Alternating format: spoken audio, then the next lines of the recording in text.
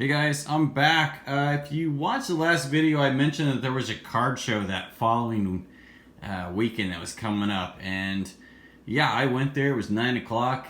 Nobody was there, and then I got online thinking maybe it had been canceled, and realized it was actually this weekend. So that was a real Duke to D moment for me. But anyways, I did go to the show today. It was kind of limited. There was only two dealers were set up, maybe three. And JSA was there. It was very busy. A lot of people were trying to get in.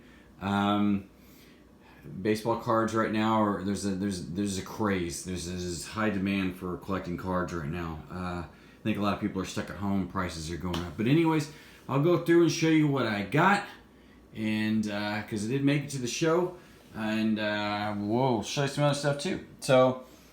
First off, we'll start with the 68. So there's a nice one with Hank Aaron and William Covey on it.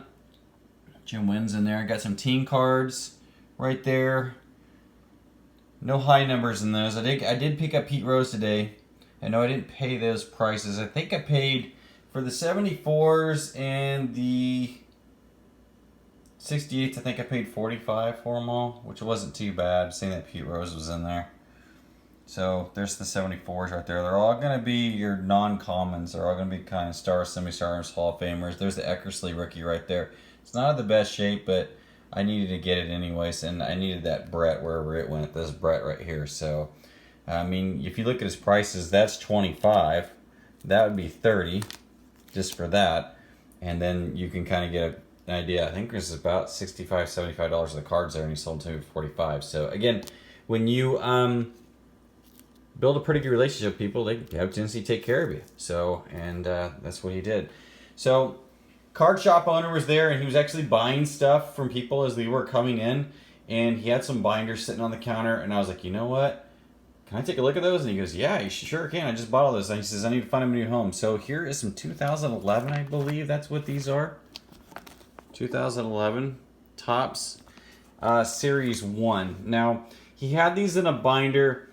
And I asked him what he wanted for him. He said 40, and I was like, well, I'm sitting here thinking to myself, I don't know that I want to pay 40 for that, because I think I can buy the whole set for 40 and maybe a little bit more and not have to complete it. But the last half of the binder was a bunch of like insert cards, you know, the diamond ones, the gold, and you guys know I don't collect that stuff. So I said, well, what would you take just for the Series 1 cards? Because obviously they've been cherry picked, like the Mickey Mantle's not in here. And they're all in number order already, so that's gonna be nice.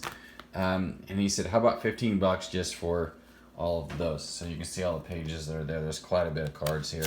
But again, it's Series 1. I didn't have it started yet, but I did want to go ahead and get that going. I did have these downstairs in my box, so I will add those to that, and we'll go from there. And that, I can't remember if it was the last video or the video before, I mentioned that I had the 84 Donruss set that I was going to go through for him. Same card shop owner.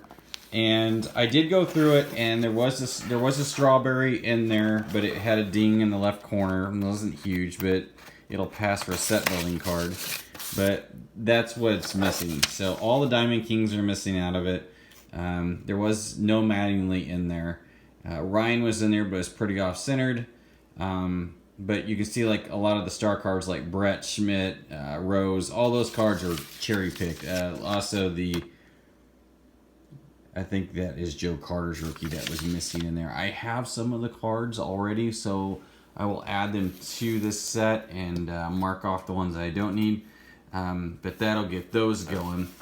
And yesterday I went to some garage sales hoping to score some baseball cards, and got skunked, but I did find some stuff. I'll start off with this baseball. I like these old baseballs. This is Joe Ryan, who was the commissioner. It's official American League Baseball. But when I picked it up, I was like, that's an older baseball. But I looked, there was some signatures on it. So I'm not sure who that one is. Maybe, I don't think it's Dusty Rhodes, because Dusty Rhodes played way back in like the 50s. And when you look at this ball, I don't think it's that old.